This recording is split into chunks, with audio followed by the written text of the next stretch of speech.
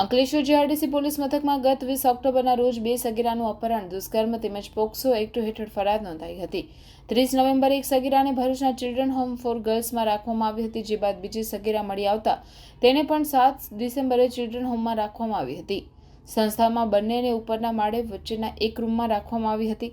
રાત્રિના સમયે સંસ્થાની બાળાઓની દેખરેખ માટે Sushilaben Gohil female night guard તરીકે ફરજ બજાવતા હતા. તે દરમિયાનમાં રાત્રિના 11:15 વાગ્યાના અરસામાં સુશીલાબેને અધિક્ષક બજાવતા પ્રિયાકુમારી પઢિયાને ફોન કરી જાણ કરી કે સંસ્થાની 2 સગીરાઓ દેખાતી નથી, જેના પગલે તેઓ તુરંત ત્યાં પહોંચી ગયા હતા, જ્યાં તેમણે સીસીટીવી કેમેરાના ફૂટેજથી તપાસ કરતા રાત્રિના 9:27 વાગ્યે બંને બહેનો તેમના બેરેકમાંથી બહાર નીકળી હતી, જે પૈકીની એક નીચે વોચ રાખતી હતી, જ્યારે બીજી ઉપરના માળે આવેલ લોખંડની ગ્રીલમાં મારેલું તાળું પથ્થરથી તોડતી જણાઈ હતી.